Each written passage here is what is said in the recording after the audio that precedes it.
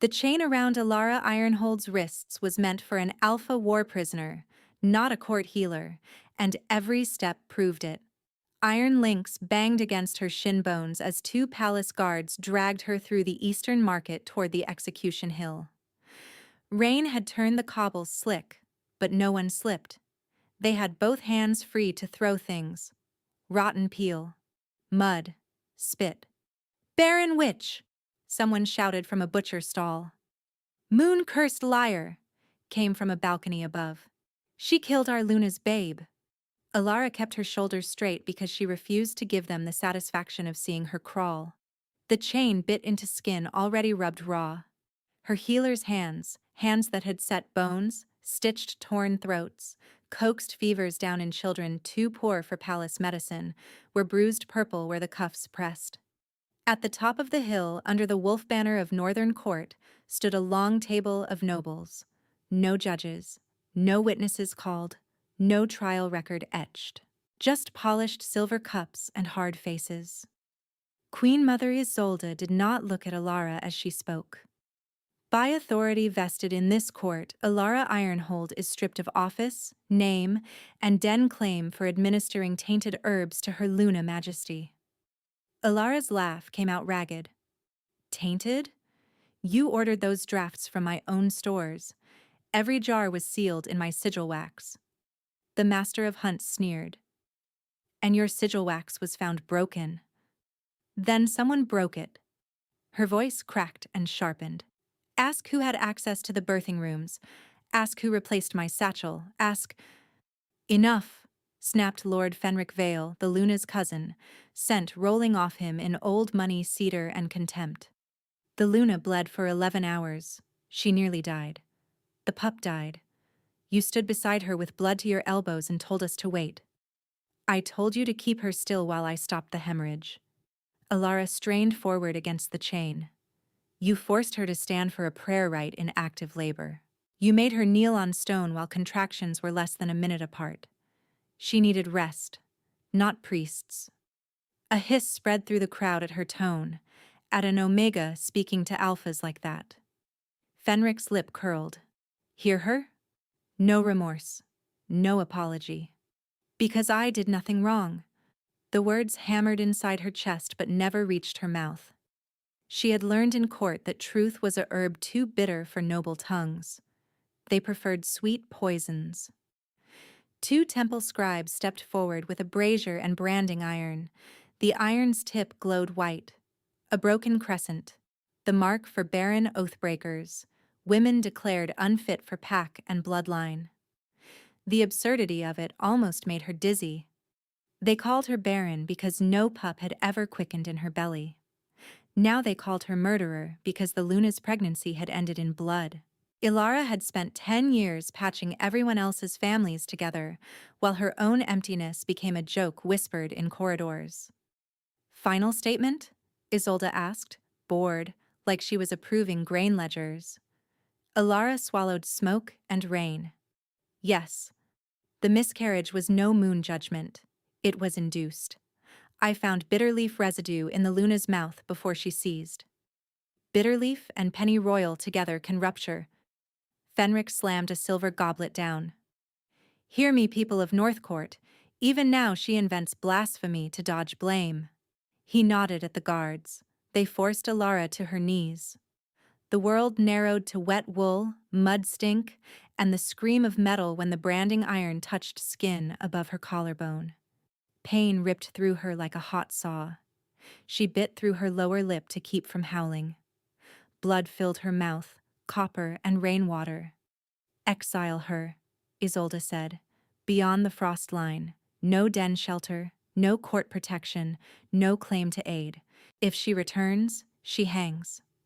A boy in the crowd, one she had treated for lung fever last winter, looked away as if she were carrion. That hurt worse than the brand. They hauled her upright. Fenric leaned close enough that only she could hear. "You should have let the Luna die too," he murmured. "Then at least your failure would have looked complete." Ilara stared at him, memorizing every line of his face. "I saved her," she whispered. "Not for you." His answering smile was all teeth. Run far, healer. Rogues are kinder than I am. They shoved her through the east gate at dusk with nothing but torn boots, one blanket, and a satchel they had conveniently forgotten to inventory. She almost laughed when she found it still held flint, a bone needle, dried yarrow, and 2 wrapped bread heels. Someone in the lower staff had risked punishment for her. Not everyone had turned feral. The gate crashed shut behind her. For 3 miles she walked in numb silence beneath spruce branches bent with sleet. Then the first cramp hit low in her belly. Not labor, not gut rot, something twisting and wrong, and she folded over a stump, gagging. Not now. Not with this brand still smoking. She forced herself to move until full dark, then crawled into a rock cleft and slept in bursts between shivers. Before dawn, voices woke her. Male. Close. Fenric said no witnesses passed the markers. She's an Omega in exile. Who will question? Take the ear for proof. He pays extra for ears. Her blood iced. Exile had been theater. They were still hunting her. Alara pressed herself flat in freezing mud as 2 court trackers passed above the cleft, boots crunching frost. Silver-threaded cloaks flashed between trunks. She recognized one laugh. Captain Rule, who had once kissed her hand after she reset his son's shoulder. She waited until their scent thinned, then ran. Branches whipped her face. Her lungs burned with each breath, sharp as glass. Behind her, a horn blew. Short, rising, the chase call used for boar drives. They were treating her like prey. At a stream crossing, she doubled back through water until her feet went numb, then climbed a shale wall on hands and knees. Stones slid out from under her palms. One tore her fingers open. Blood dripped dark onto gray rock. She packed the cuts with moss and kept moving. By afternoon, snow began, wet and heavy. Good. It muddied trails. Bad. It also killed slow things. She stole a rabbit snare from an abandoned hunter post, slept in hollow logs, drank meltwater from cupped bark. On the 4th day, she woke retching again, dry this time, and sat very still while old healer math clicked in her head. Last bleed, 7 weeks ago. Heat, 6 weeks, maybe 7, blurred by stress. Symptoms, nausea at dawn, scent sensitivity, strange ache under the navel. No, she whispered to the pines. The word vanished in snow. There had been one night, before all this, during late rut festival when she'd gone to the lower city herb market for star anise. A heat had crashed over her unexpectedly, hard enough to make her knees fail in an alley. She remembered a stranger's coat around her shoulders, a voice low and rough, asking permission every step like she might bolt. No face, hood, storm, urgency, just scent, cedar and winter smoke over iron, and warmth, enormous and careful, like being held by a mountain.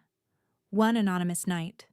Impossible to trace, impossible to explain to a court that already called her whore and witch. And now, pup. A laugh broke out of her that sounded almost like a sob. Barren witch, branded on skin still blistered, carrying a child when she had stopped hoping years ago. Hope was dangerous. Hope made you slow. She bound her chest tighter, hid her scent with crushed juniper and mud, and pushed north where maps ended and rogue territory began.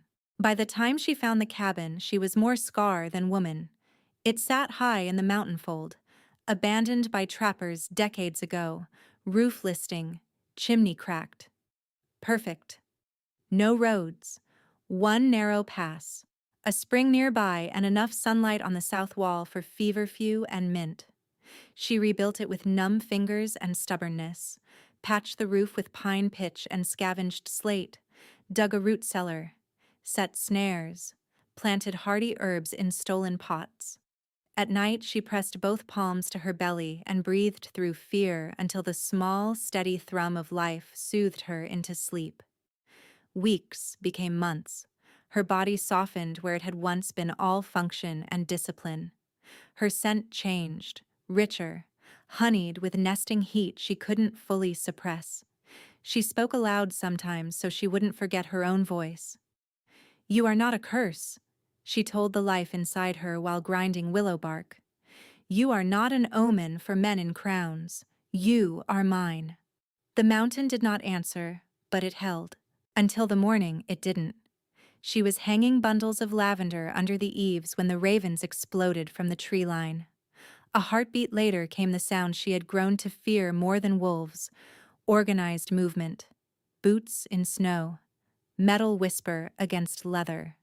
At least a dozen. Ilara dropped silently, hand going to the bone knife at her belt. Her pulse hammered in her ears. Court trackers had found her after all. A voice rang out from below the ridge, amplified by alpha lungs. "Healer of the mountain cabin, step into sight, by order of the crown." Crown. Not rogue raiders, then. Worse. She backed toward her door, belly tight with a warning cramp.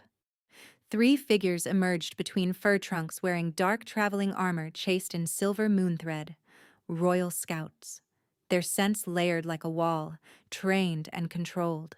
One lifted his head, nostrils flaring, and his eyes widened. "Moon above," he breathed. "It's true." Another scout barked toward the pass. "Signal the king." Ilara's spine went rigid. King Eric Silvermane had ruled the northern packs for 2 centuries and taken no mate in any of them. Cold, lawful, untouchable, they said. She had treated enough of his court to know what kings did with useful bodies. Lock them, displayed them, bred them for alliance. A deep horn sounded from the lower trail. Then another, answering, until the mountains themselves seemed to hum.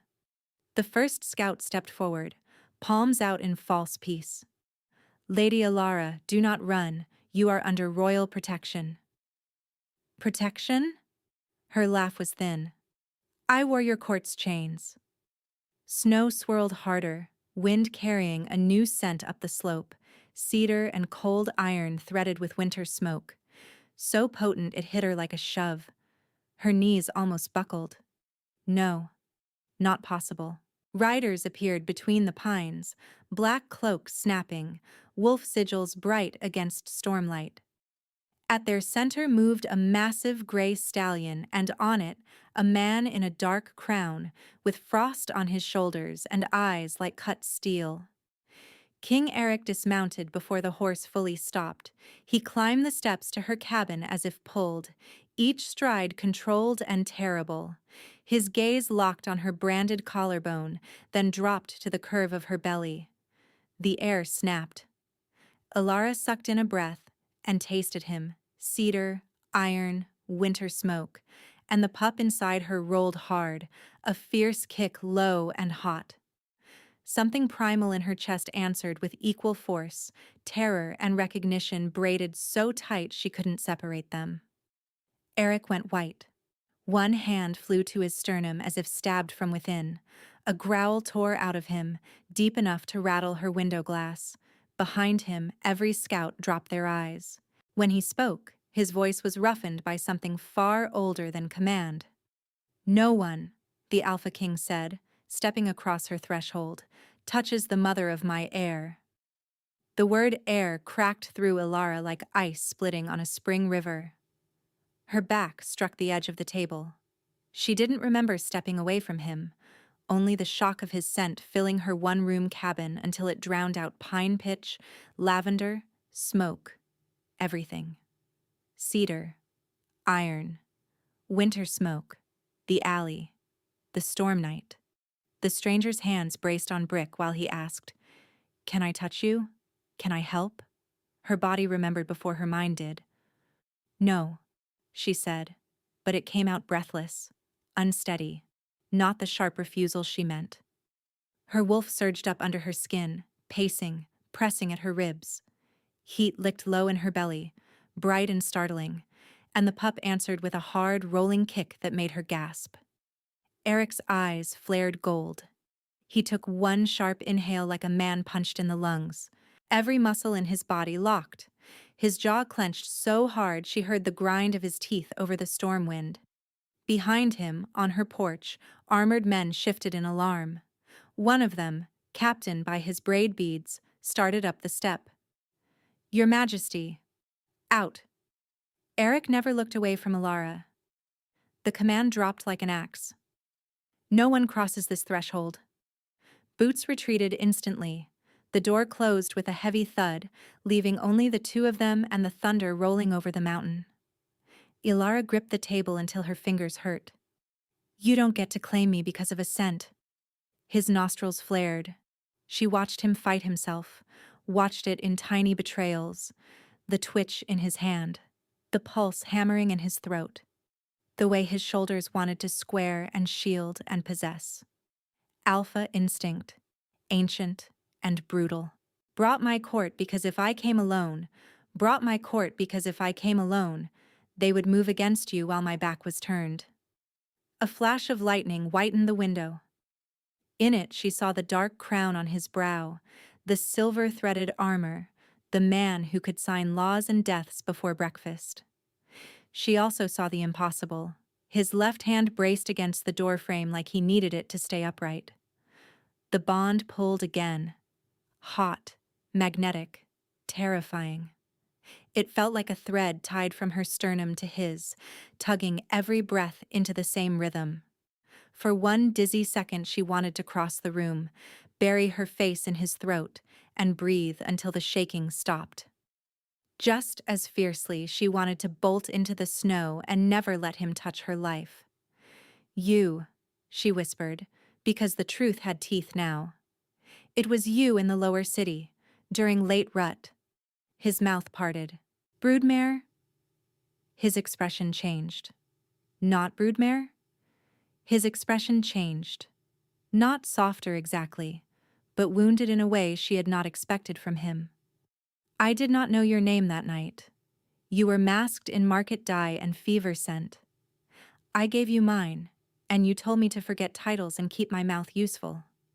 Color touched his cheekbones, quick and gone. I obeyed. Despite everything, a humiliating pulse of remembered heat shot through her. "You left before dawn," she accused. "You were sleeping," he said, peacefully. "I had no right to wake you for questions. And when I sent discreet inquiries to find you, every trail vanished." His gaze dropped, brief and pained, to the brand at her collarbone. "Now I know why." Silence stretched between thunderclaps. Ilara pressed a palm to her belly. The pup settled, then nudged again toward him, stubborn as a little fist. Traitor, she thought wildly. Her own body leaning toward the king who represented every system that had fed her to wolves. "Do you feel that?" she asked before she could stop herself.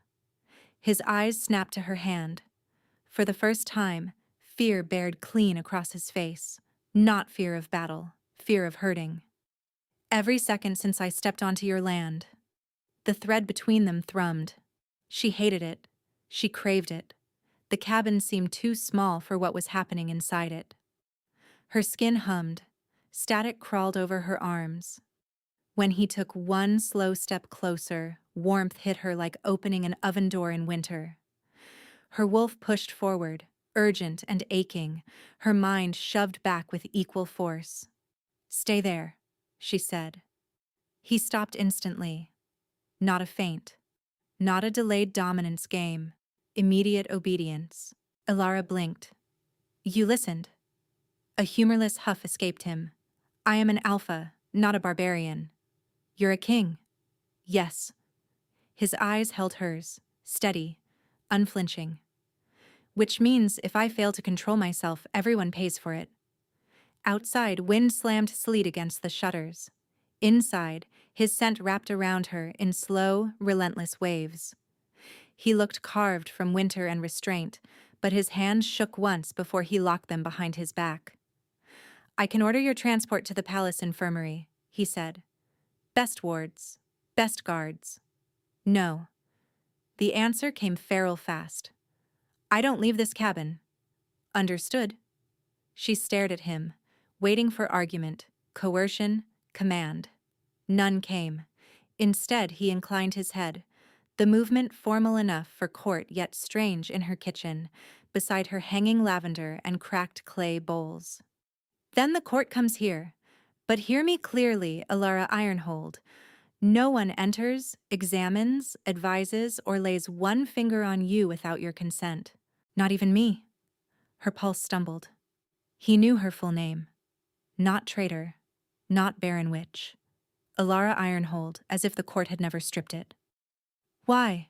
She asked, voice thin with the weight of too many things. Why this? Duty? Prophecy? You want an heir that badly? Lightning flashed again. In its afterglow, something old and unguarded moved behind his eyes. I have had 200 years to produce heirs, Eric said quietly. If I wanted a womb, I had courts of willing bargains. The bond tightened, warm and fierce. I came, he said, because the moment my scouts reported your scent, my chest felt like my ribs were being pulled apart. Because when I crossed your threshold, I knew you before thought. Because my wolf recognized his mate, and my king's law is irrelevant to that truth. Alara's knees nearly gave. She sat hard on the stool by the hearth, breath coming shallow. Mate. The word should have felt like a collar. Instead, it felt like standing at the edge of a cliff in stormlight. Terrifying, vast, impossible to ignore. Eric took another measured breath and went to one knee 3 paces away, an alpha king kneeling on her rough plank floor. I will not claim what you do not choose, he said, head bowed but eyes still on her. Not now, not ever. Tell me your terms. The pull between them flared so bright it hurt. Alara swallowed around a throat gone tight. First term, she said. No one from your court touches my medicine stores. Second, you keep Fenric Vale and Queen Mother Isolde a mountain range away from me. Third, her voice shook. She made it steel. You never use the bond to compel me. I swear it, he said without hesitation, by crown, blood, and moon. Something in her chest, wound tight since the branding iron, loosened by 1 dangerous inch. By nightfall, the mountain vanished behind rain and slate-black clouds. Eric's court had become a ring of lanterns and tents below her ridge, ordered as if her cabin were suddenly the center of the kingdom. Guards rotated in silent pairs. Wards glittered pale blue between trees where mages had laced protection sigils into rock and root. Alara hated how safe it looked. She hated more that safety made her want to cry. The storm broke after midnight with a violence that shook dust from the rafters. Thunder slammed overhead. Wind clawed at the chimney until smoke backed into the room. Alara jerked awake on her pallet with a knife of pain low in her abdomen, sharp enough to steal breath. No, no, no, no. She rolled onto her side, hand clamped over her belly. Another spasm hit, then another, hard and wrong. Panic turned her fingers numb. She had seen this in patients. Stress storms, early contractions, placental shear. Blood came next. Silence came after. Please, she whispered to no one, to the pup, to any god listening. Stay, stay. She tried to stand and made it halfway before the room tilted. Nausea surged hot and bitter. She retched into the wash basin, dry heaving until stars burst behind her eyes. The door creaked. She reached for her knife on instinct but froze when cedar and winter smoke swept in. Eric closed the door quickly against the wind, hair damp, shirt sleeves rolled, dark crown absent. He carried a dented kettle in one hand and a chipped bowl in the other like a man sneaking through enemy fire with stolen treasure. I heard you cry out, he said, already kneeling beside the hearth. May I come closer? Another cramp ripped through her. Pride was useless against that kind of pain. Yes. He moved without crowding her, setting the kettle on coals and adding kindling with practiced hands. Not palace soft then. Not useless. Rainwater hissed from his sleeves as it hit the fire. I can't keep anything down, she managed. Then we start with sips. He glanced at her shelves. Ginger root? Dried mint? Top jar. Left. He rose, tall enough to nearly brush the hanging herbs, and fetched both exactly. His fingers were blunt and scarred. A king's hands, yes, but not idle ones.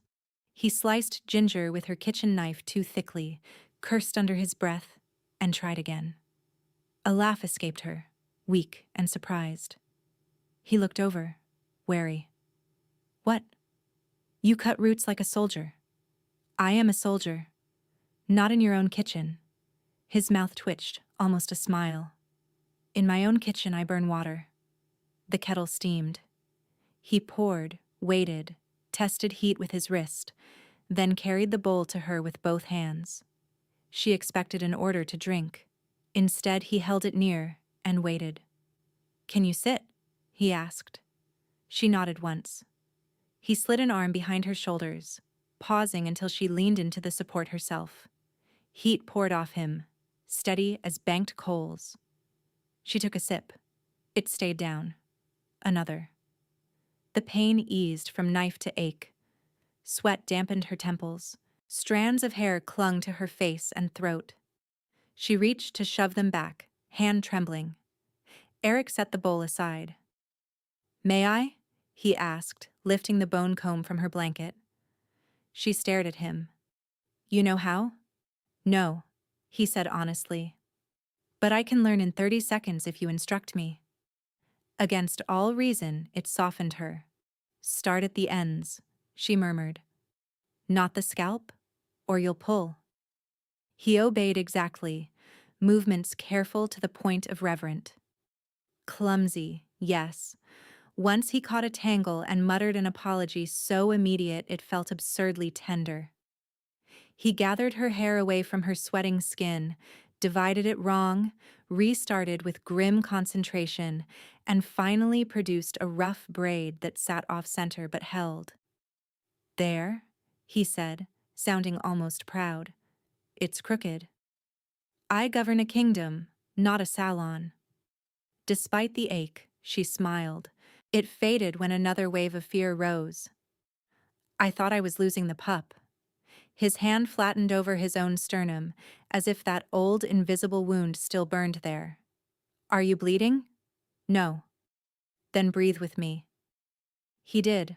Slow in, slower out, counting under his breath until her pulse stopped racing. When nausea crept back, he shifted without fuss, rubbing circles over her lower spine through her tunic exactly where pressure helped. How do you know that trick? She asked, eyes half closed. My sister carried twins, he said. She threatened to bite me if I touched her, then demanded I keep doing this for 6 months. The image startled a wet laugh out of Alara. Her eyes stung unexpectedly. He noticed and looked away to give her dignity, then reached for a worn leather folio on her table, her healer notes. She had not touched them in days. You wrote these? He asked. She nodded. May I read? She made a tired sound of assent. His voice, when he began, was rough and low, stumbling over Latin root names, but steady. He read her own instructions back to her. Hydration intervals, signs of false labor, breathing patterns, emergency thresholds, practical words, not comfort phrases, and somehow that calmed her more than any oath. Minutes, maybe hours, passed to rain and thunder and his voice. When her breathing finally evened, he set the folio down and met her gaze directly. Tell me what you need, Alara. Not what my heir needs, not what the court requires, what you need. The answer rose before she could hide it. I need to believe this isn't another cage. His expression held grief and iron in equal measure. Then I will keep proving it until you do. She slept before she could reply, head fallen against his shoulder while stormlight flickered over the walls. To take if she wanted. Far enough not to take if she wanted. Far enough not to presume. She did not take it. But she did not move away. Shouting dragged her fully awake. Male voices. Angry, formal, the clipped vowels of high court. Ilara sat up too fast, hand to belly, and winced. Gray dawn leaked through shutters. The storm had blown east, leaving brittle cold and a hard white sky. Eric was already on his feet, every trace of sleep gone. He crossed to the door, glanced back at her once. Stay inside. She slid from the pallet anyway and went to the window slit. 3 noble alphas stood on her porch in ceremonial travel furs, rings gleaming, expressions pinched with disgust. Lord Marius Thorne, Lord Caldus Reeve, and Moonhelper, Fenric Vale himself, cheeks red with mountain wind and righteousness. Ilara Ironhold is a rogue exile, Marius was saying. Whatever the bond indicates, protocol demands containment. Silver restraints until lineage and loyalty are verified. Caldus lifted a velvet-lined box. Even from the window, Ilara saw the glint. Silver shackles etched with suppressive runes, sized for wrists and throat. Her stomach turned. Fenric smiled like he had already won. For the kingdom's safety, Your Majesty, we cannot have an unstable Omega influencing succession. Eric's scent hit the air, sharp as drawn steel. No, he said. Marius spread his hands.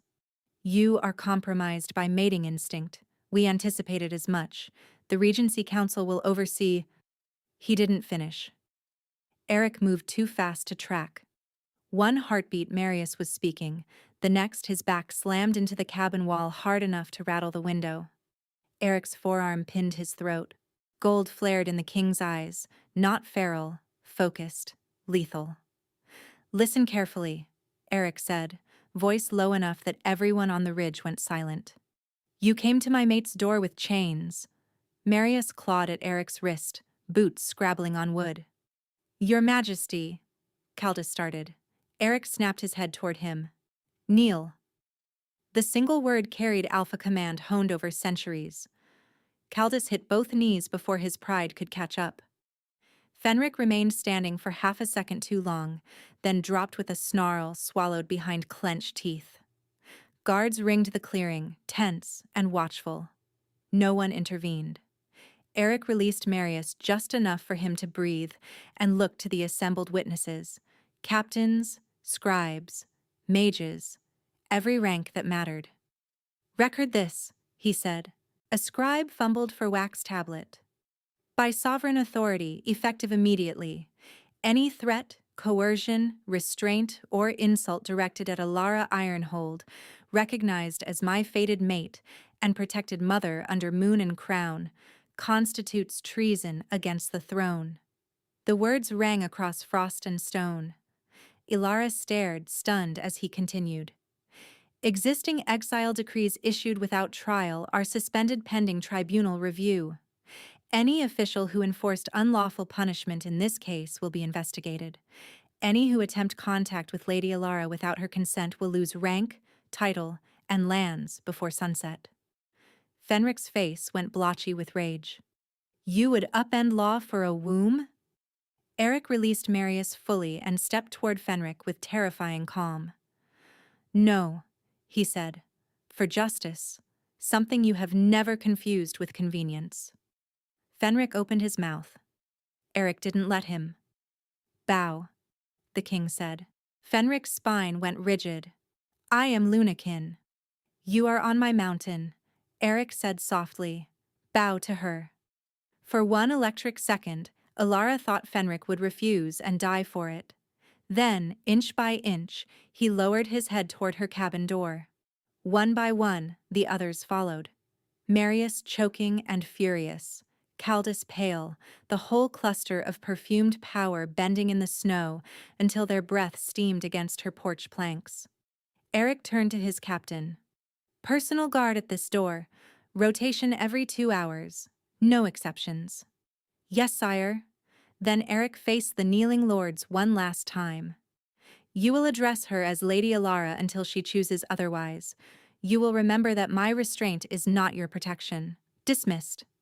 They stumbled away down the steps, dignity in tatters. Only when they were gone did Eric re-enter the cabin. He shut the door gently, as if the same hands that had just nearly crushed a lord's windpipe now feared splintering old wood. Elara stood in the middle of the room, pulse racing for a different reason now. He stopped a respectful distance away. "Are you hurt?" She shook her head, then surprised herself by asking, "Did you mean it? The law?" "I do not speak laws I won't enforce." She searched his face for performance, manipulation, any familiar court mask. Found none. Outside, his guard took position, boots crunching in new frost.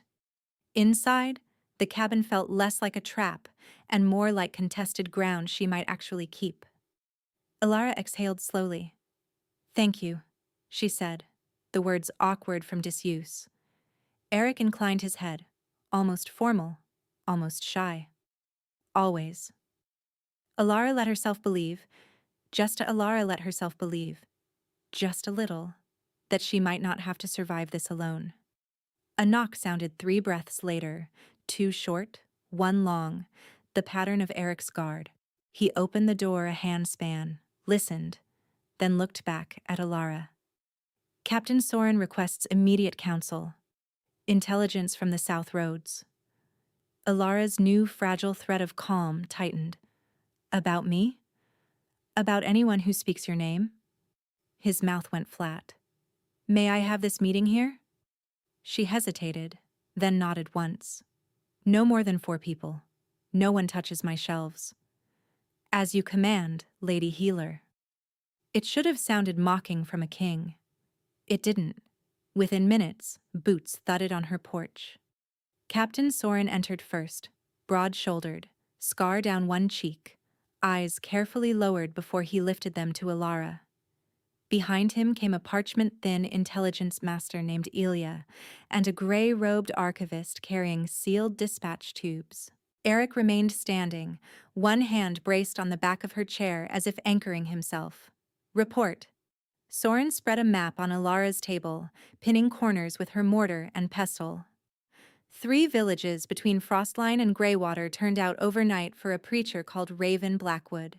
Calls his followers the Ashen Veil. Ilya slid a bundle of copied broadsheets forward. The ink was harsh and black, slogans stamped in block letters. "Prophecy bloodlines are chains. Royal pups are flesh-forged shackles. Break the line, free the pack." Elara's skin went cold. "Common rabble rhetoric?" Eric asked. "Not anymore," Ilya said. "Healer dens attacked in 2 towns. Midwives threatened if they accept crown stipends. Anyone loyal to palace medicine branded Moonbot." Elara reached for one broadsheet, then stopped when she saw the sigil at bottom. A handprint in black ash over a crescent moon, split down the center. She knew that mark. Her voice came out rough. "I've seen this before. In the birthing wards, chalked under a wash basin after the Luna seized." 3 men turned to her at once. "You never reported that," Eric said, not accusing, stunned. "I did. To Fenric." Her laugh was brittle. "He said I was delirious from blood loss and told the servants to scrub it." Soren cursed under his breath. Ilya drew another parchment from his sleeve, this one sealed with wax dark as dried blood. "Intercepted at dawn from a rider trying to break north. Addressed to no one, just to those who still kneel." He cracked it and read, "The moon does not crown kings. It devours them. Watch the traitor healer bleed as proof." The cabin seemed to shrink. Elara tasted metal at the back of her tongue. Eric's voice dropped to winter. "Who is Raven Blackwood?" Ilya answered carefully. "Born rogue, educated in temple schools under a false name, former rhetoric tutor in Eastcourt, expelled for sedition, charismatic, disciplined, no fixed den. He recruits from debt camps and plague remnants, offers belonging and purpose. Preaches that inherited rule and fated bonds are engineered myths, used to breed obedience." Soren tapped the map again. "He doesn't raid like a brute. He infiltrates, takes records, supply ledgers, Healer roots? Then he poisons trust first, bodies second. Alara's breath caught. Poisons what? Prenatal tonics in 2 lowland clinics, Soren said. 3 losses. Looked like natural miscarriages until one midwife recognized pennyroyal and bitterleaf in the rinse buckets. For a beat, no one spoke. Bitterleaf. Pennyroyal. Exactly what Alara had found on the Luna's breath. Rage moved through her like a match dropped in spirits. He did it, she whispered. To her. To me. Eric's head turned, eyes blazing. We don't yet have proof. I have pattern, Alara snapped, and pattern saves lives before proof catches up. Ilya hesitated. There is more. He held out a smaller folded page, thick rag paper, edges smeared rusty brown. Alara took it despite the way her stomach twisted. The writing was elegant, almost beautiful, done in blood ink. You still count your failures at night, don't you, Alara Ironhold? Joran, age 6, lung fever. Mara, postpartum bleed. Twins in Briar Glen. You could not save them. You will not save this one either. When the royal pup dies in your hands, all packs will see the moon's verdict. No signature. Just the split crescent ash mark. Her knees threatened to give. She forced them locked. Eric moved, stopped himself from reaching for her, fists clenching at his sides hard enough to whiten knuckles. How did this reach my mountain? Soren looked murderous. Pinned to the outer wardstone with a bone thorn. No one saw the courier. Then your perimeter has holes, Alara said. It won't again, Soren growled. Eric looked at Alara, voice gone razor thin. You are now target and symbol. Raven wants you dead publicly, preferably bleeding, so he can call it prophecy instead of murder. Alara folded the letter once, precisely. Then we deny him the stage. She met Eric's gaze straight on. Fear was there, yes, but beneath it, something harder had returned. The healer who had stood in blood and kept her hands steady. From now on, she said, all medicines are mixed by me or under my direct watch. Every vial tested in silver and ash water. Anyone in healer robes gets searched before they step within 20 paces of this door. Soren nodded immediately. Eric did too. Done. Outside, wind carried distant wolf howls from lower ridges, too patterned to be wild, too many to be chance. The ashen veil was already moving, and now Alara knew its name. On portable slates. Mages reinforced wards on portable slates. Mages reinforced wards in concentric rings. Twice, Alara had to bare teeth at noble aides trying to rearrange her herb shelves for efficiency. No one touches those, she said, and they fled like rabbits. Eric moved through the chaos with frightening calm, but she could feel the tension riding him like wire pulled too tight. Every time a new messenger approached, his scent sharpened. Every time Alara so much as pressed a hand to her lower back, his attention snapped to her as if jerked on a chain. It was infuriating. It was, she admitted privately, also steadying. Late afternoon brought a brittle lull. Snowlight poured pale through the shutters. Alara stood at the table grinding dried raspberry leaf, counting breaths between the pup's movements. Too quiet. The little one usually kicked during noise. Her chest tightened. Before panic could crest, Eric appeared at her elbow. You've been standing for hours. I've been alive for years doing harder things. Not while carrying my... He stopped, corrected. While carrying our pup.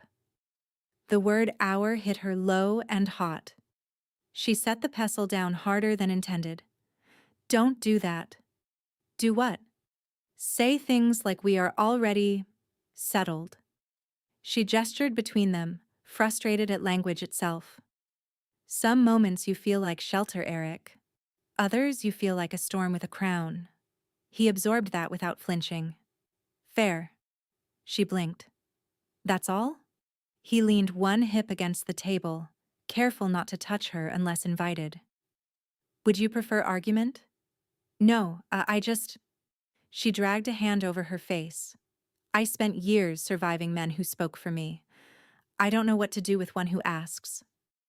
His gaze dropped to her branded collarbone, jaw tightening. You heal everyone and still expect no one to make room for your pain. The accuracy stung. A horn sounded outside, 3 descending notes.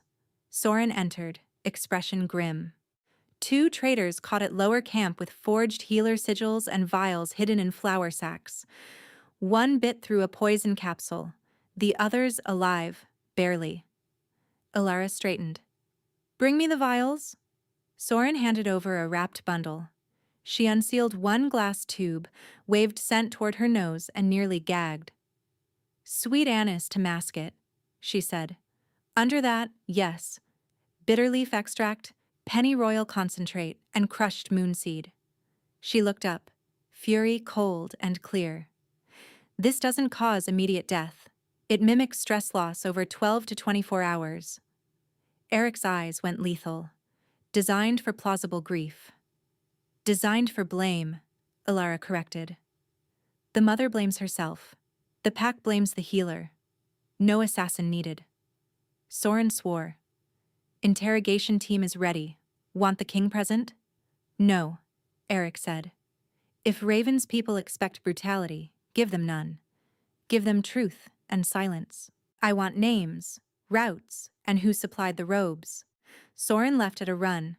Ilara capped the vial with shaking fingers she refused to acknowledge. The room seemed suddenly too bright, each sound sharp. Eric noticed anyway. Sit. I'm fine. That's not what your pulse says. She glared. Did you just scent read my pulse? Yes. Rude. A fleeting smile touched his mouth. Accurate? She almost smiled back, then caught herself. Attraction had become a dangerous undercurrent all day. The scrape of his voice over strategy. The way he watched her hands when she worked. The heat in the air when they stood too close. It would have been easier if he were cruel. Cruel men made clean enemies. Instead, he was patient and fierce and devastatingly careful. A runner burst in before she could reply. Message from Greywater, sire, crowd riot at dusk. Ashen Vale speakers naming Lady Ilara as womb thief of the moon. They burned an effigy. Alara's stomach dropped. An effigy of me? The runner swallowed, with a crown nailed to its belly.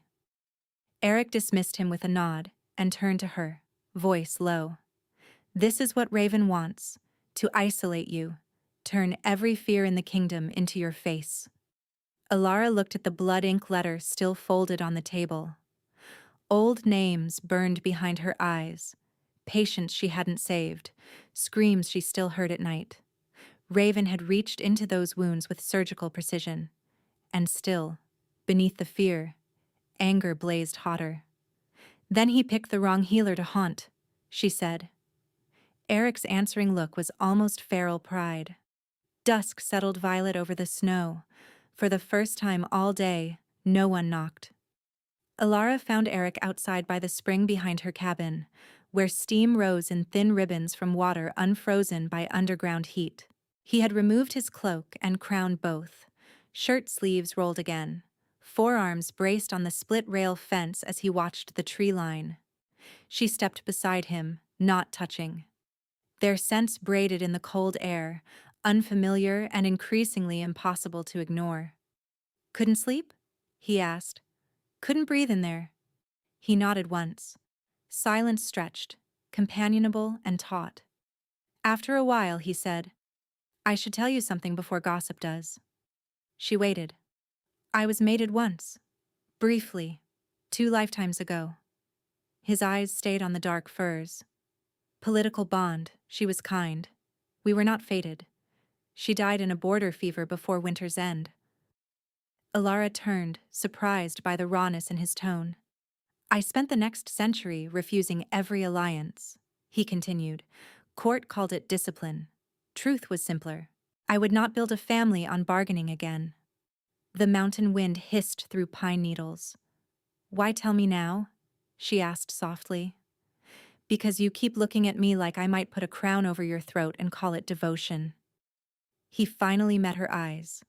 I need you to know I hate cages too. Something in her loosened another inch. She looked down at her own hands, healer hands scarred and stained despite scrubbing. When they branded me, I decided needing anyone was how women got killed. His answer came quiet. And has carrying this alone felt safer? Her laugh was barely sound. No. The admission hung between them, vulnerable as exposed skin. Eric lifted his hand slowly, stopping halfway. May I? She hesitated, then nodded. He placed his palm against the side of her belly, broad and warm. For a heartbeat, nothing happened. Then the pup kicked hard under his hand. Eric went utterly still. His breath caught like he'd been struck. Wonder cracked open his face, boyish and unguarded, and so fierce it made Alara's throat burn. Hello, little wolf, he whispered, voice shaking. The pup kicked again, as if answering. Ilara laughed softly, tears threatening without permission. You have no idea what you're saying yes to. He looked at her, hand still there, heat seeping through wool and skin straight into the ache she had carried for months. I know enough. Do you? She challenged, but gentle now. Night terrors, nausea, me snapping at everyone in a 2-mile radius. A real smile this time. I survived my sister's twins. I fear nothing. She snorted. Then, before she could think herself out of it, she covered his hand with hers. The bond flared. Not consuming, not a command, just a clear, bright line humming yes. Eric's eyes darkened. He didn't move closer, didn't claim, just stood with her in the steam-cold dusk, breathing the same air, while distant campfires flickered below like grounded stars. I don't know what this becomes, Ilara said. We don't decide tonight, he replied. For the first time, uncertainty didn't feel like a cliff. It felt like a path. They might have stayed there longer if not for the scream. It tore up from lower camp, high and ragged. Then another. Shouts. Metal ringing on metal. Eric moved first, already reaching for the wolf-bone whistle at his throat as he ran. Ilara ran after him. Chaos swallowed the clearing. Guards dragged a thrashing man in healer robes through the mud-snow between tents. 2 bodies lay near the cook fire, foam at their mouths, eyes glassy. A 3rd guard knelt vomiting beside an overturned cauldron that stank of anise and something rotten sweet. Soren met them at a sprint, blood on his sleeve. Infiltrator got into evening rations. Not enough dose to kill all, but enough to drop anyone who ate first serving.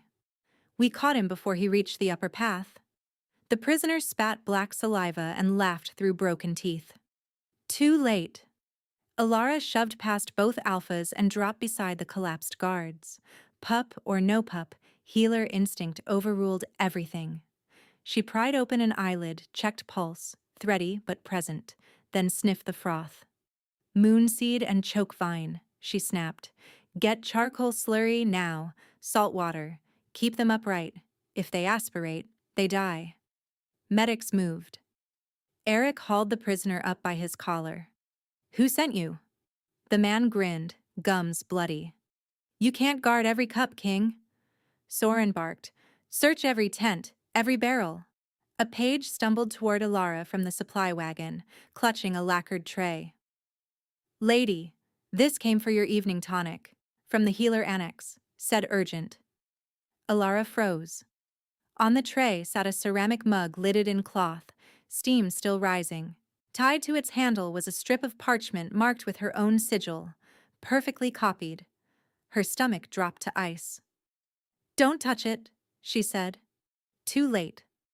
A young maid from outer camp had already opened the lid at the lower checkpoint to run the silver and ash water screen Ilara had ordered this morning.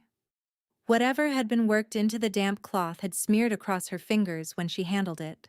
The girl swayed where she stood, blinked once, and collapsed face first into snow. Everything after that happened at once. Eric caught the maid before her skull hit stone and roared for medics. Soren slammed the prisoner to his knees. Archers fanned outward. Someone shouted about a second infiltrator fleeing toward the ward line. Ilara snatched the mug, ripped the cloth free, and stuck a silver pin from her braid into the liquid. The metal hissed black in seconds. Her vision tunneled. Bitterleaf, pennyroyal, moonseed, strong enough to rip a pregnancy apart. It had been meant for her, delivered in her name, inside Eric's perimeter. The prisoner threw his head back and screamed to the sky, voice breaking into chant. Ash to blood, blood to truth. The moon rejects the chained womb. From the tree line beyond the outer wards came answering howls. Dozens, maybe more, layered with horn calls, not royal, not pack, something jagged and rehearsed. Soren went pale. They're probing the pass, now. Eric's wolf surged so hard his eyes flashed molten gold. Lock the ridge. No one in, no one out. Ilara gripped the poisoned mug until glaze bit into her palm.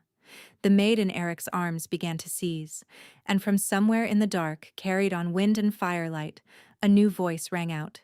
Smooth, amplified, terrifyingly calm. Bring me the healer, it called. Let all packs witness whether prophecy bleeds. Raven Blackwood had reached her mountain, and he wasn't whispering anymore. Shield her! Soren roared, but Ilara was already moving. She dropped beside the seizing maid, pried open her jaw with 2 fingers wrapped in cloth, and shoved a wad of charcoal paste under the girl's tongue. Hold her on her side, she snapped to the nearest medic. If she vomits on her back, she drowns. The medic obeyed, hands shaking. The outer ward line flashed blue between trees, and then stuttered. 3 stones along the southern arc flickered sickly green, as if rot had gotten inside the sigils. Sabotaged. Raven's voice rolled down the slope again, smooth as oil over water. Your king cages you with laws and prophecies, healer. Come out, and I spare the servants. A torch arced from the darkness and struck a supply tent. Canvas went up with a whoosh. Screams. Running feet. Horses rearing against tethers. Eric stepped in front of Ilara with a snarl, already half-shifted in his eyes. Inside, now. No. Ilara. If I go hide, he controls the story. Her voice cut through the chaos like a blade. He wants a public death. He gets a public refusal. Another volley hit the ward line. This time, several figures in healer robes rushed the gap, faces hidden, hands full of ash jars. Archers loosed from Eric's ridge, but half the arrows passed straight through illusion and buried in snow. Glamours. Ilya sprinted up, breathless. They're masking numbers. Could be 30, could be 100. Ilara looked once at the poisoned mug still in her hand. Bitterleaf, pennyroyal, moonseed. Then at the smoke drifting from the burning tent, thick and shifting oddly in the moonlight. Not just glamours, she said. They're seeding chokevine vapor with it. It'll make everyone nauseous, disoriented, easy to drive into panic. Soren cursed. Can we counter it? Ilara's mind snapped into healer mode, cold and precise. Wolfsbane resin, juniper, saltpeter, and pine pitch. Burned hot, then cut with mint steam. It won't cure poison, but it will clear lungs and strip weak glamour veils for a few breaths. Eric stared at her. You can make that here? She was already running for the cabin. I can make it in 6 minutes if your men stop asking questions. Her cabin became a furnace. Ilara ripped open storage jars with shaking hands, dumping powdered wolfsbane into an iron pan while Soren held the lantern and tried not to breathe. Ilya crushed juniper with a hammerstone. Eric stood at her shoulder, passing what she asked for before she finished asking. Saltpeter. In her hand. Pitch. In her hand. Outside, steel rang and wolves howled in disciplined bursts that meant formations, not feral attacks.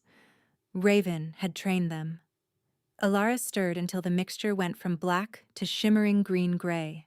Lauren tried to scarf over his face. Where? 0 3 5 7 10 0 1 3 4 5 7 8 10 0 1 2 3 5 7 8 10 0 1 3 4 5 7 8 9 0 1 2 3 5 7 10 0 1 2 3 5 7 and 0 1 3 4 5 and 0 1 4 5 6 7 8 10 0 1 2 3 5 6 and 0 1 3 5 7 10 1 3 4 7 time 1 2 3 5 6 and time 1 3 7 3 5 7 and 2 3 5 7 9 1 3 5 7 7 3 5 7 9 4 5 7 10 so 3 5 7 10 7 so 4 7 back 0 7 0 3 5 7 9 5 7 0 5 5 5 7 0 3 5 6 5 6 9 3 5 3 5 6 7 10 4 5 6 6 1 so 4 3 5 6 5 6 1 3 5 5 0 5 6 5 5 can I start so or 5 and 20 so 1 so twice funds 8 Norris Boff Center 500 gained 4 5 West 3 Serena tied a scarf over his face. Where do you want it? Every downwind choke point. But first, she yanked a floorboard near her hearth and exposed the iron ring set into old planks. Here. Eric frowned. What is that? My root cellar tunnel, she said. Built years ago to move supplies in blizzards, it exits under the south ridge. Ilya went still. Under the Wardheart stones? Exactly where Raven would set a ritual if he meant to crack the defenses from inside out. Eric's jaw hardened. Absolutely not. You stay here while we... No. She rounded on him, smoke and fury in her lungs. He is using healer sigils, healer robes, healer poison. I can read his work faster than any of you. If you take the wrong turn in that tunnel, you die in a bottleneck. If you hit the wrong stone in the Wardheart, you trigger a feedback blast and burn the whole ridge. He stepped closer, voice dangerously low. If anything happens to you, something is already happening to me. She slapped the blood ink letter onto the table between them. He has been inside my life since before the branding iron. I am done waiting to be hunted. For one charged beat, Alpha and Omega stared each other down while the camp burned outside. Then Eric exhaled once through his teeth and nodded. Strike team. 10. Soren, you lead rear guard. I lead point with Ilara. You'll be too visible, Ilara said. Raven expects you on the front line. Good, Eric said. Let him. He turned and barked orders. Within moments, 6 of his personal guard and 4 ridge archers crowded into her cabin, faces wrapped, blades drawn. Ilara handed Soren the smoking pan. Set this at the western ditch first. It will push the vapor toward their line and thin their glamours. Rotate every 20 breaths or you'll drop from fumes. Soren grinned grimly. You heard the lady. Breathe like cowards. Kill like kings. He vanished into the night. Ilara tied a cloth over her nose, grabbed a satchel of chalk, bloodroot, and silver pins, then dropped into the open floor hatch. Eric followed so close his shoulder brushed hers in the dark. The tunnel smelled of damp earth, roots, and old stone. It was narrow enough that his broad frame scraped both sides. Behind them, boots thudded in staggered rhythm, disciplined and silent. Above, muffled through soil, battle thundered. Halfway down, the tunnel forked. Eric started left. Right, Ilara whispered. He corrected instantly. At the final crawl space, she raised a hand. Everyone froze. Through the slats above came chanting, low, synchronized, and wrong. Ash to blood, blood to truth. Raven's people had reached the Wardheart. Ilara eased one slat aside and looked. The south ritual circle glowed in broken arcs around 5 ward stones. Cultists in healer robes stood in a ring, palms cut, blood dripping into carved channels. Glamour veils shimmered over their faces, turning features indistinct. At the circle's center stood Raven Blackwood in black and bone leathers, silver hair braided with ash threads, smile bright as a polished knife. He lifted his arms toward the ridge where Eric's banners flew. Witness, the king's line rots from the womb. We free Wolfkind tonight. Eric's hand tightened on his sword. Ilara caught his wrist. Wait for my signal. She slid fully out of the crawl space, low and fast, and sprinted straight for the ward stones. Now! Eric roared. The clearing exploded. Guards surged from below like wolves bursting through ice. Archers on the ridge loosed through thinning smoke as Soren's wolfsbane plumes rolled across the circle, tearing glamour veils in ragged strips. Faces snapped into focus. Some rogues, some villagers, and two men Alara recognized with a punch of disbelief. Palace infirmary orderlies declared dead months ago. Raven turned, astonishment cracking his composure. Ilara didn't give him time. She seized the nearest ceremonial blade from a cultist's hand, slashed her palm, and slammed bleeding fingers onto the central wardstone. Blood sizzled where it touched old runes.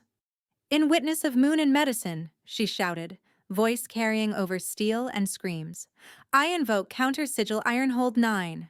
She drew the pattern in blood and chalk, fast, precise, each line crossing the sabotage cuts Raven had carved. The stones flashed white. For 3 blinding seconds, every glamour in the clearing burned away. Archers fired. Cultists dropped, shrieking, masks gone, identities exposed to every soldier and scribe on the ridge. No myth, no faceless revolution, just men and women with names. Raven bared his teeth. "Killer!" He lunged, shifted mid-fall. Half-wolf jaws snapping shifted mid-fall. Half-wolf jaws snapping for Eric's throat. Eric shifted with him, shoulder checking, fangs flashing white in moonlight. Ilara was already moving. Raven's sacrificial blade lay near her boot. She grabbed it, vaulted the broken rail, and drove forward as Raven twisted to strike again. The blade punched through Raven's forearm and into the wooden altar post with a wet, splintering thunk, pinning him in place. He screamed. Ilara leaned her weight on the hilt, face inches from his. "You wanted a healer's hands on your fate," she said, breath ragged. "Here they are." Raven spat blood at her boots and laughed through the pain. "You think this saves you? They'll still chain you to that crown." Around them, fighting slowed as soldiers forced cultists to their knees. Ilara straightened, blood dripping from his own altar. Ilara straightened, blood dripping from her cut palm onto carved runes. She began to chant, voice steady despite the tremor in her limbs. First, do no deliberate harm. Second, place truth above power.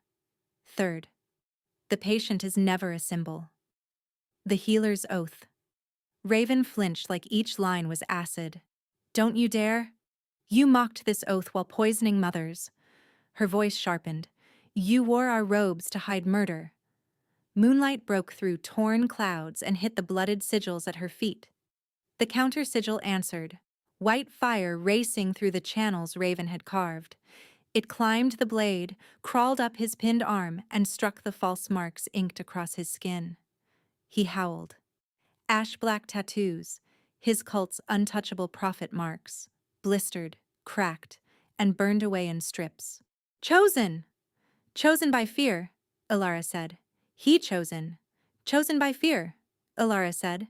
He coughed ash, eyes wild now, authority bleeding out with every scream.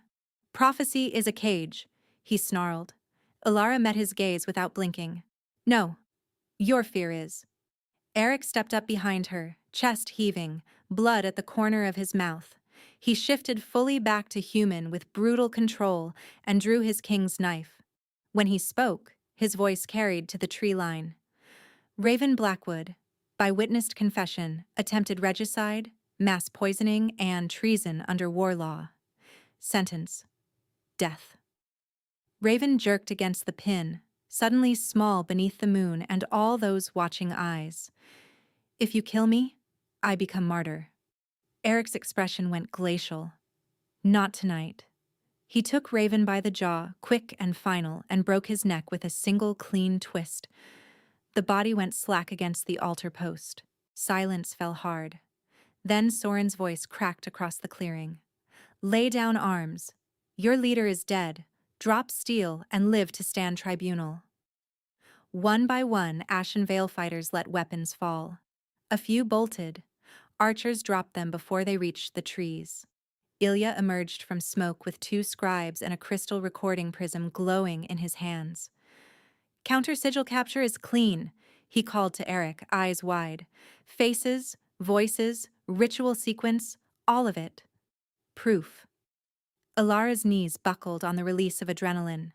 Eric caught her before she hit the stones, one hand at her back, one braced under her elbow, careful of her belly even while blood ran down both their arms. Easy, he murmured, forehead touching hers for one fierce second. I have you. The pup kicked hard between them as if in agreement. Back in the cabin, the world narrowed to lamplight, wood smoke, and shaking hands. Soren had posted double guard. Ilya had taken the recording prism down the ridge under armed escort. Medics worked through the poisoned and wounded by firelight outside, Ilara's antidote pan still sending bitter plumes into the night. Inside, only Ilara and Eric remained.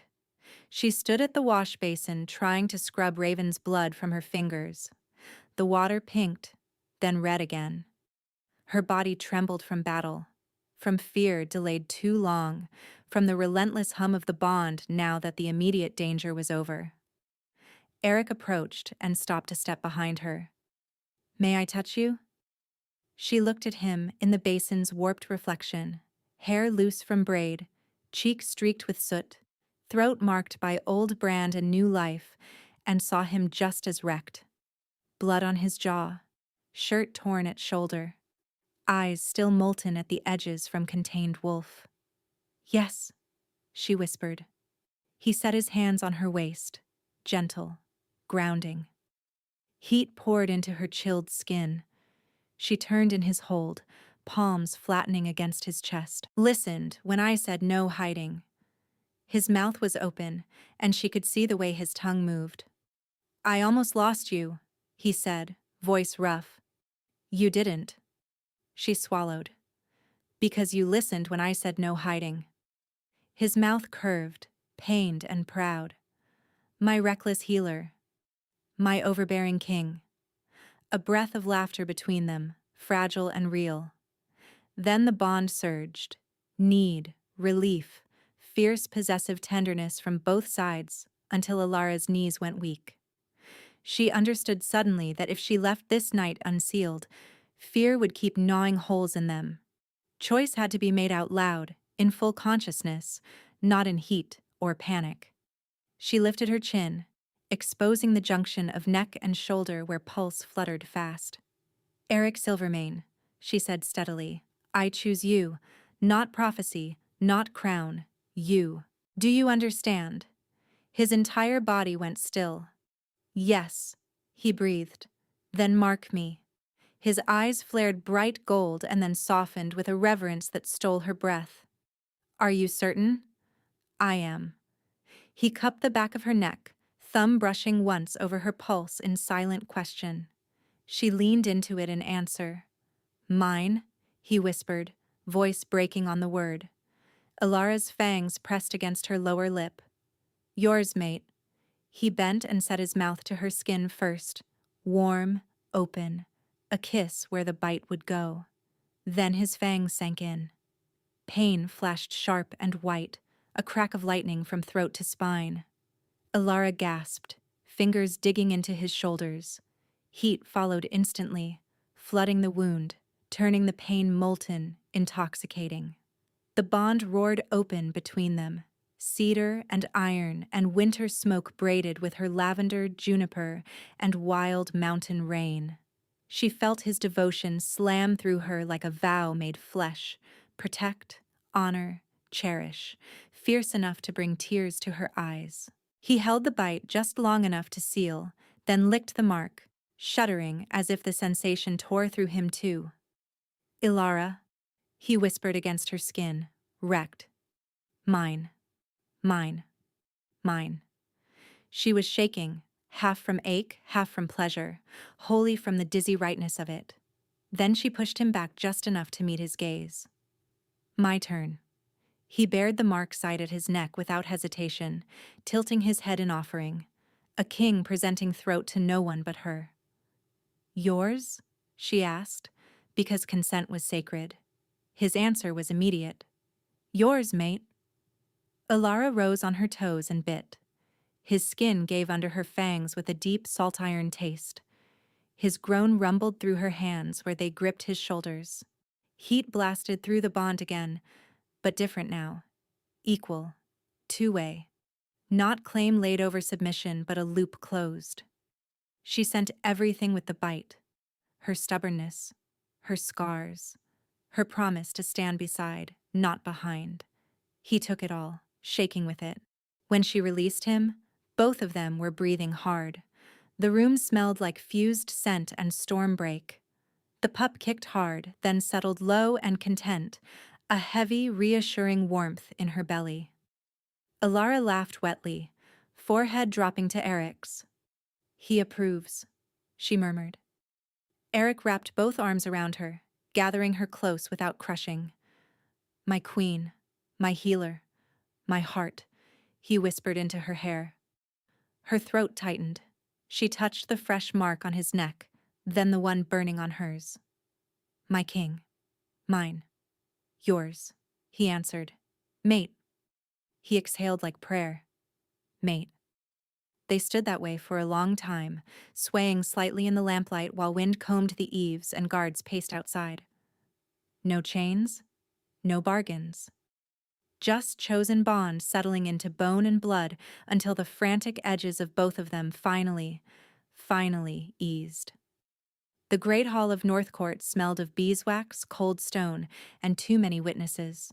Ilara stood beside Eric on the dais, her fresh mark visible above a high-collared gown she had chosen herself. Deep, mountain green, not court silver. Behind them, Soren and two guard captains flanked a crystal prism mounted in iron clamps. Ilya stood at a reading desk with stacks of seized ledgers tied in red cord. Below, nobles filled the benches in stiff rows. Fenric Vale stood in chains at center floor, wrists bound in anti-shift irons. Queen Mother Isolde sat to the side under guard, face carved from old pride and new dread. Marius and Caldus knelt together, stripped of signet rings. Ilya's voice rang out. By order of the Crown and under open witness, tribunal begins in the case of Ilara Ironhold, wrongfully exiled healer of Northern Court. He activated the prism. Moonlit images burst above the hall. Raven at the altar, cultists in healer robes, the poisoned ritual, names and faces laid bare by Ilara's counter-sigil. Gasps cracked through the benches when one projection showed palace infirmary corridors from months earlier.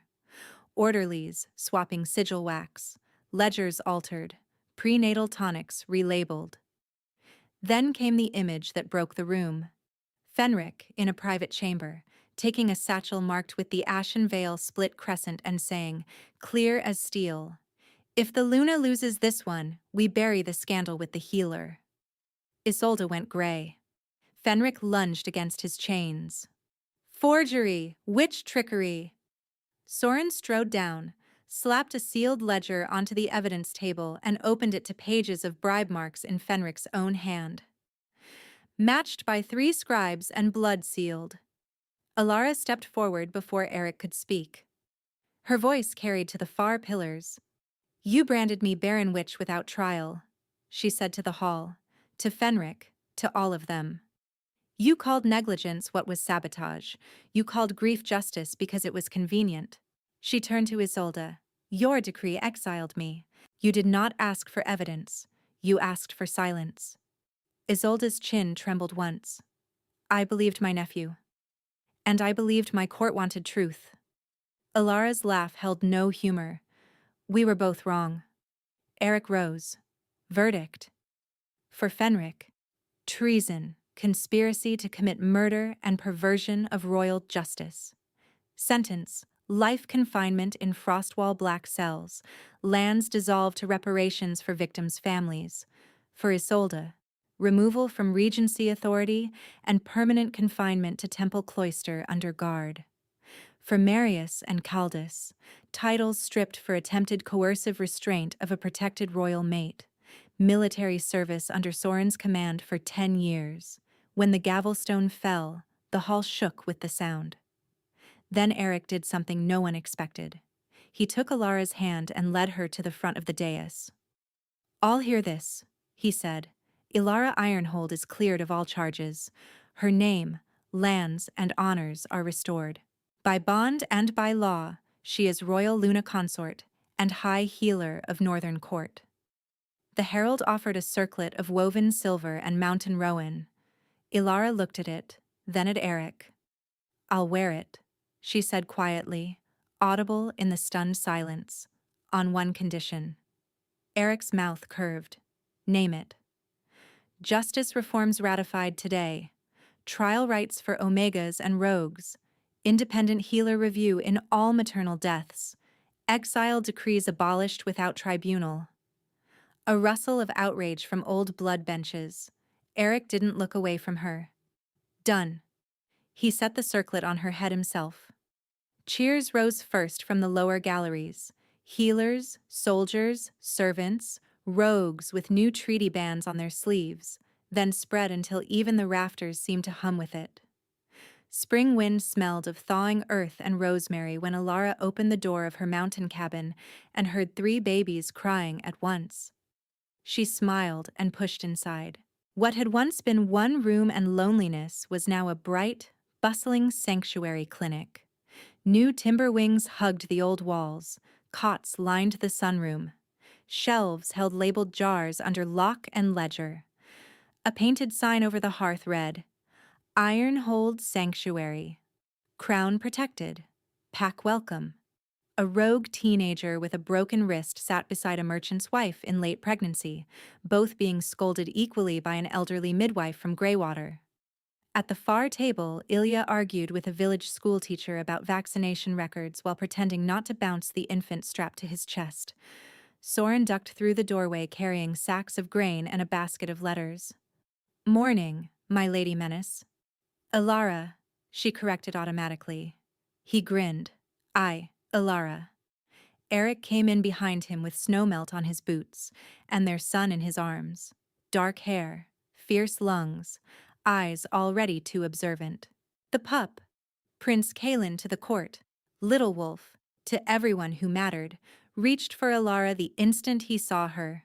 She took him, pressing her nose to his soft head, and the bond between all 3 of them warmed, settled, right. A knock sounded. A messenger from the palace, winded. "Your Majesties, the Southern Treaty delegates have arrived." Eric looked at Alara over their son's shoulder. "Palace this week? Mountains next?" She kissed Kalen's brow and handed him back. "Mountains always," she said. "Palace is needed." Eric leaned in and brushed his mark against hers, brief and intimate in the middle of the noisy clinic.